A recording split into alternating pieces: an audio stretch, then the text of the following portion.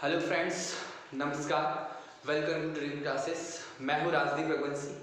आज हम इस वीडियो में मध्य प्रदेश का अध्ययन करेंगे, जिसमें हम अब तक के मध्य प्रदेश की स्थापना, मध्य प्रदेश की सामान्य जानकारी का अध्ययन किया है। अब आज इस वीडियो में हम मध्य प्रदेश के भौगोलिक भूगोल का अध्ययन करेंगे, अर्थात मैं मध्य प्रदेश की फिजिकल ज्योग्राफी के बारे में आपको बताऊंगा। फिजिकल ज्योग्राफी स्ट्रक्चर कैसा है, मध्य प्रदेश किन किन भागों से मिलकर बना है। जैसा कि आप सभी जानते हैं कि जो आपका मध्य प्रदेश है, कौन?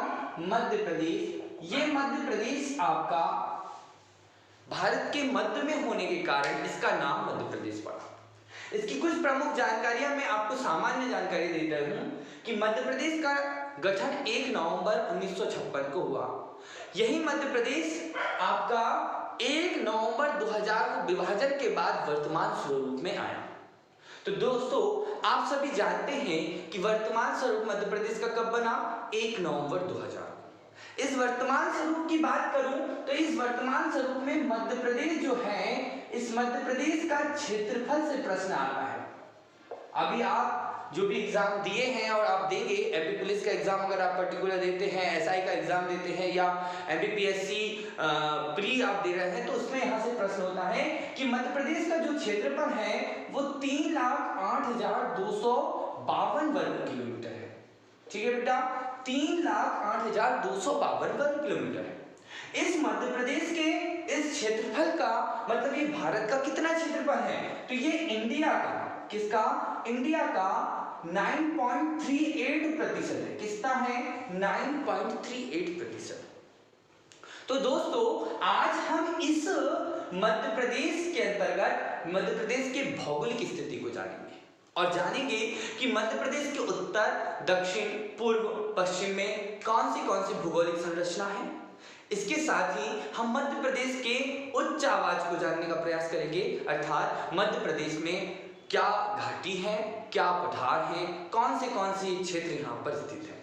ठीक है, तो आइए आप मेरे साथ इस वीडियो में मध्य प्रदेश की भौगोलिक जानकारी के बारे में अध्ययन कीजिए। यदि आप हमारे चैनल पर नए हो तो वीडियो को लाइक कीजिएगा, चैनल को सब्सक्राइब कीजिएगा और दोस्तों शेयर करना ना भूलें। तो आइए मध्य प्रदेश के भौगोलिक चित्रण में हम सबसे पहले आपको मध्य प्रदेश का एक छोटा सा मैप आपको बनाते हैं और उसमें हम आपको समझाते हैं कि मध्य प्रदेश में वास्तव में वर्तमान स्थिति में मध्य प्रदेश की संरचना कैसी है। मध्य प्रदेश का भूगोल के दृष्टिकोण से यदि हम देख रहे हैं तो मध्य प्रदेश के अंदर कौन से अंग स्थित हैं, कौन से भागों में मध्य प्रदेश को बांटा गया है।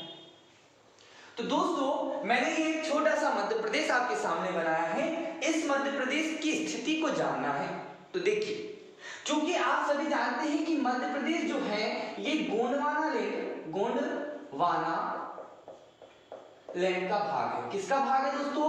गोंडवाना लैंड का भाग है। अर्थात गोंडवाना लैंड, इसको हम आपको बताएं कि जब पूरी पृथ्वी का निर्माण हुआ, इस पृथ्वी के निर्माण में जो एक पिंड बना, इस पृथ्वी एक पिंड थी। पिंड के बाद में एक स्थलीय भाग को हमने पेंजिया कहा, जलीय भाग को हमने आपका पैंथालाजा कहा।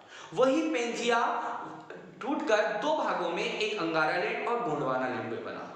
उसी का एक भाग, गोंडवाना लैंड का एक भाग बना प्रायद्वीपीय पठार के रूप में। और ये जो प्रायद्वीपीय पठार है, ये प्रायद्वीपीय पठार ही के अंदर कौन स्थित है? आपका मध्य प्रदेश स्थित है। तो आपसे एग्जाम में प्रश्न आएगा, एग्जाम में प्रश्न होगा कि मध्य प्रदेश किस पठार के अंदर स्थित है? तो मध्य प्रदेश आपका प्रायद्वीपीय पठार के अंतर्गत स्थित है और ये किसका भाग है? तो गोंडवाना लैंड का भाग है। ठीक है, तो अब यहाँ की स्थिति में अगर हम देखते हैं तो इस मध्य प्रदेश के उत्तर में यदि देखें तो मध्य प्रदेश के उत्तर और पश्चिम में, किसकी बात कर रहे हैं? उत्तर और पश्चिम में यहाँ पर आपको अरावली पर्वत मिलता है। क्या मिलता है दोस्तों? अरावली पर्वत। इसके हम भौगोलिक स्थिति बता रहे हैं, हम राज्यों के बारे में नहीं बता रहे, क्योंकि हमने पिछली कक्षाओं में आपको राज्यों के बारे में भी बताया। क्या कि उत्तर पश्चिम में है आपका राजस्थान मिलता है, उत्तर में आपका उत्तर प्रदेश मिलता है, पश्चिम में आपका गुजरात मिलता है, दक्षिण में आपका महाराष्ट्र है और पूर्व में आपका छत्तीसगढ़ राज्य है। लेकिन यहाँ पर हम फिजिकल स्थिति बता रहे हैं, उसकी फिजिकल हम सिचुएशन में देख रहे हैं कि इस लोकेशन पर क्या क्या है। तो मध्य प्रदेश के उत्तर और पश्चिम में आपका अरावली पर्वत है, और इसके बाद में दक्षिण में आपको ताप्ती नदी घाटी अर्थात दक्कन का पठार है। दक्षिण में क्या है? दक्कन का पठार है, अर्थात यहां पर सतपुड़ा भी है और साथ में आपकी ताप्ती नदी घाटी भी है। ठीक है। अगर हम उत्तर की बात करें तो उत्तर में आप सभी जानते हैं कि यहां पर गंगा और यमुना का मैदान है। ठीक है, गंगा यमुना का मैदान। दोस्तों, आपसे कभी पूछ लिया जाता है कि मध्य प्रदेश के उत्तर में कौन सा मैदान है, तो गंगा यमुना का मैदान है। पूर्व में आप सभी जानते हैं, जैसे कि हमने बताया था, यहाँ पर बघेलखंड का पठार है, बघेलखंड का पठार। कुछ इस बघेलखंड का पठार जो है, यह पठार मध्य प्रदेश में भी स्थित है। यह पठार का थोड़ा सा प्रतिशत, लगभग 7% मध्य प्रदेश में भी स्थित है। तो आपको यहाँ पर ध्यान रखना है, इसकी स्थिति के बारे में मैं आपको बता रहा हूँ। तो क्या हुआ कि मध्य प्रदेश को की भौगोलिक स्थिति अगर हम देखें, भौतिक संरचना, इस भौतिक संरचना को मध्य प्रदेश में 3 भागों में बांटा है। कितने भागों में दोस्तों? 3 भागों में। एक बांटा है मध्य उच्च प्रदेश, ध्यान देना बेटा, एक बांटा है मध्य उच्च प्रदेश, दूसरा आपका सतपुड़ा और मैकाल श्रेणी। क्या बताया? एक बाटा आपका मध्य उच्च प्रदेश और दूसरा बाटा सतपुड़ा और मैकाल श्रेणी। जबकि दूसरा जो बाटा, तीसरा नंबर का आपका, इसको हमने कहा पूर्वी पठार। क्या कहा? पूर्वी पठार। इस पूर्वी पठार को हम बघेलखंड कहेंगे। क्या कहेंगे? बघेलखंड। ठीक है। तो आपको आगे समझना है कि ये भौतिक संरचना है, तो मध्य प्रदेश की भौतिक संरचना यानी कि भौगोलिक स्थिति से पूछे तो आपको बताना है कि मध्य प्रदेश को 3 भागों में बांटा है। फिजिकल क्वांटिटी में हमने 3 भागों में, एक मध्य उच्च प्रदेश में, एक मैकाल सतपुड़ा मैकाल श्रेणी में, और एक आपका पूर्वी पठार में। दोस्तों, ये जो मध्य उच्च प्रदेश है, ये सर्वाधिक क्षेत्र में फैला हुआ है। ठीक है, ये मध्य उच्च प्रदेश सर्वाधिक क्षेत्र में फैला है, लगभग 83% भाग में। लगभग पूरे मध्य प्रदेश का 83% भाग में मध्य उच्च प्रदेश का क्षेत्र बनाता है।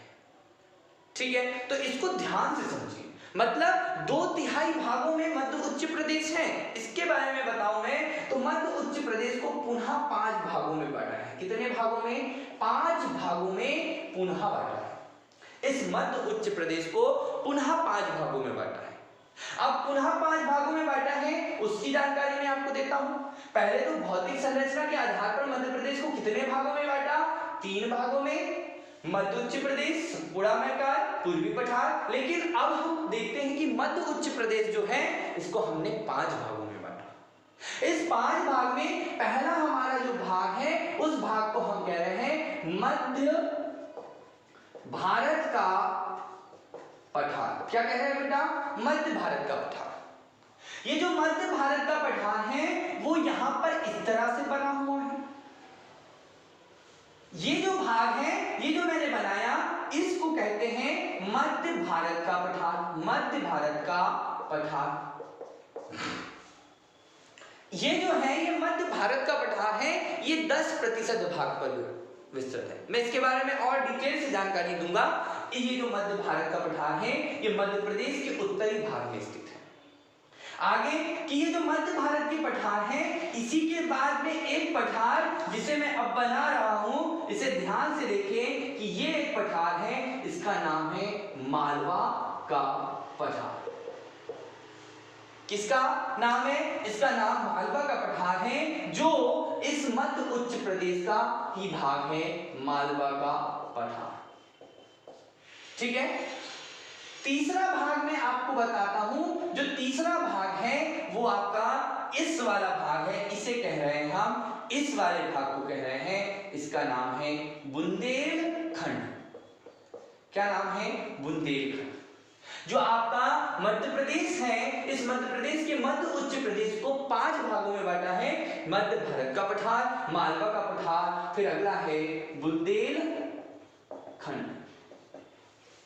फिर आपका चौथे नंबर पर, 4th नंबर पर है, यहीं से लगा हुआ, बुंदेलखंड से लगा हुआ एक भाग जिसका नाम है रीवा पन्ना का पठार। क्या नाम है बेटा? रीवा पन्ना का पठार। इस रीवा पन्ना के पठार को बिंद कगार भी कहते हैं। आपको समझना है कि जो मध्य उच्च प्रदेश 5 भागों में है, पहला मध्य भारत का पठार, दूसरा मालवा का पठार, तीसरा बुंदेलखंड का, और चौथा मैंने बताया आपको रीवा पन्ना का पठार। और 5वां आपको बहुत ज्यादा महत्वपूर्ण है, जिसको हम कहते हैं नर्मदा सोन घाटी। क्या है दोस्तों? नर्मदा सोन घाटी। मैं बना देता हूं आपको इस तरह से। ये जो एक भाग जा रहा है आपका, ये एक भाग है आपका, इसको हम कहेंगे नर्मदा सोन घाटी। ये जो नर्मदा सोन घाटी है, ये मध्य प्रदेश की सबसे निचला भाग है। नर्मदा नदी आप चूंकि जानते हो, हम इस वीडियो के बाद में नर्मदा नदी से संबंधित वीडियो बनाएंगे। तो नर्मदा नदी जो है, ये मध्य प्रदेश का सबसे निचला भाग है। नर्मदा नदी घाटी क्षेत्र मध्य प्रदेश का सबसे निचला भाग है। और यहाँ पर मध्य प्रदेश की जीवन रेखा के नाम से नर्मदा नदी बहती है, इसलिए ये नर्मदा सोन घाटी। चूंकि नर्मदा सोन घाटी कुछ इस तरह से संरचना इसकी बनी हुई है, तो इस संरचना को क्या होता है, इसमें दर्शाया नहीं जाता इसलिए, क्योंकि यहाँ पर हम बघेलखंड के पठार के रूप में इसको दर्शाते हैं। ठीक है दोस्तों, तो आपको ये याद रखना है कि ये घाटी जो है, ये नर्मदा सोन घाटी, अर्थात मध्य उच्च प्रदेश को हमने 5 भागों में बांटा।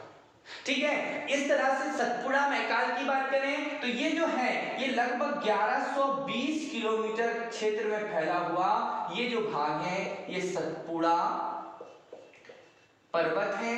और इसी के आगे ये वाला जो भाग है, ये मैकाल पर्वत है। क्या है बेटा? मैकाल पर्वत।